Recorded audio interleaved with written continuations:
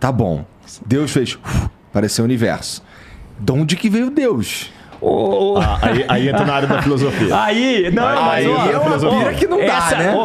Olá, meus amigos, a graça e a paz do Senhor Jesus. Vamos lá, vamos ver o que esses abençoados aí falaram a respeito da existência de Deus. Vamos lá.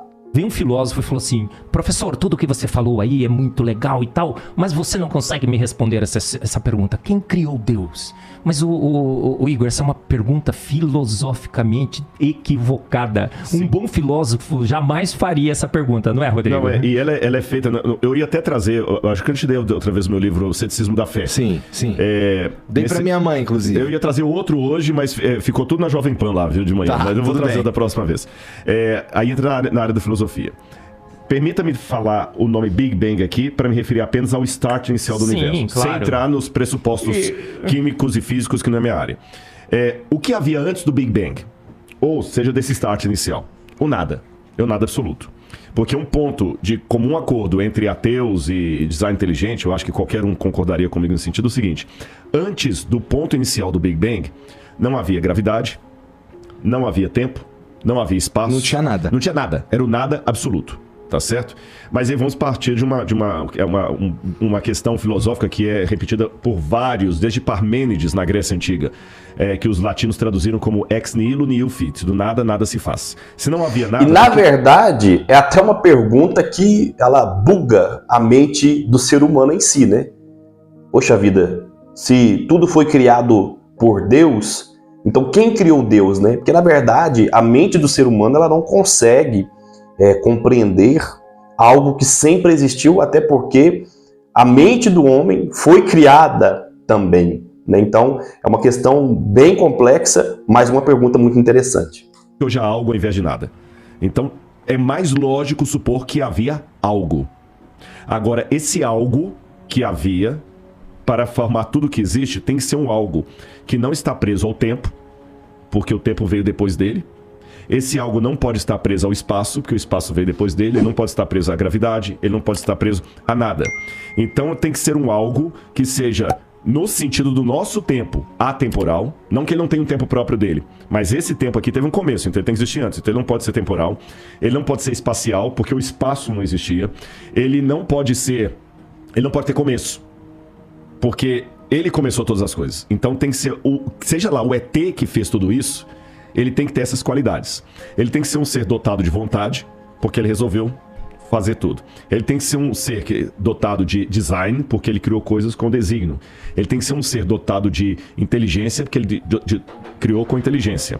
Esse ser, então, não pode ter sido criado por nada, porque se ele foi criado por nada, a única coisa que eu faço do ponto de vista filosófico é deslocar a pergunta mais para trás. E mais para trás. E eu vou cair num ad infinitum absurdo. Eu tenho que obrigatoriamente chegar a 2 caminhos, não tem 3. Aliás, 3 caminhos. Ou eu acredito que a matéria e tudo que existe veio do nada, e me perdoe. Aí vem o meu limite. Isso não é científico. Porque, mas é provado. Não, então vamos falar de método científico agora. Eu vou até pedir licença para entrar na sua área.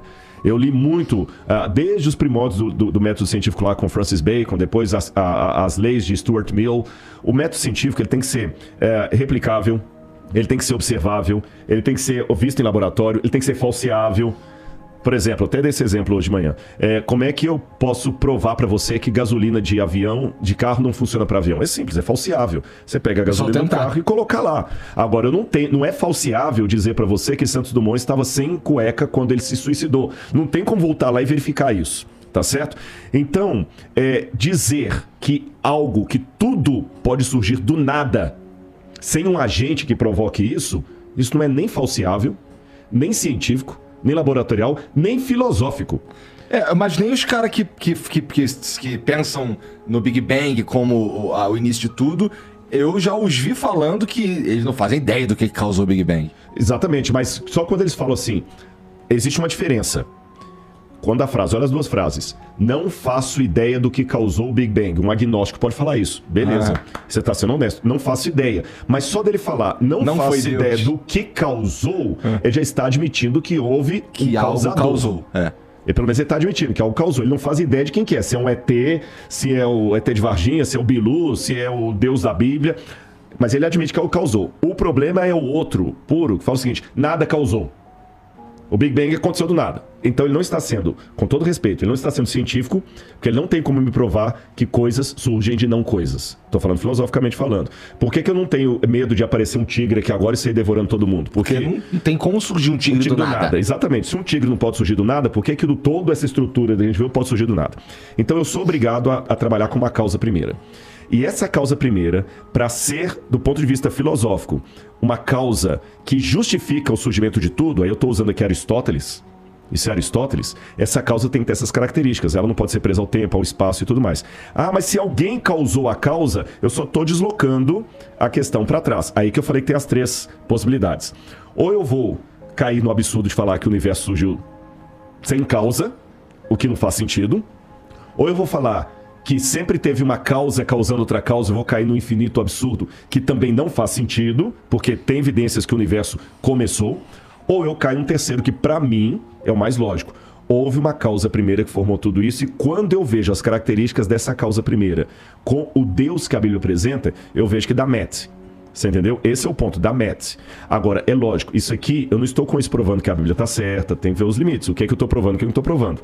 Uma vez Está supondo. Supondo, uma vez... Para aqueles que não acreditam na existência de Deus, o Deus bíblico, né? Ou para aqueles que não acreditam de forma alguma que existe um arquiteto do universo e tudo mais, essas pessoas, na verdade, eles vão tentar usar dos artifícios da ciência para comprovar que Deus não existe. Porém, é o que eles falaram ali, né? O nada não pode gerar alguma coisa, né? Ou seja, na matemática, 0 mais 0 é 0. Então não tem como, né, o nada gerar algo. Então a ciência, que vive muito da experiência, no caso, existem alguns contextos que ela não pode nem ter ou fazer essa experiência para chegar na ciência, né? Mas a ciência tem muito a ver com a experiência. Então, ou seja, falar a respeito da existência de Deus, é claro que a gente vai falar muito da fé, da crença, né? E claro que respeitamos aquelas pessoas que não acreditam,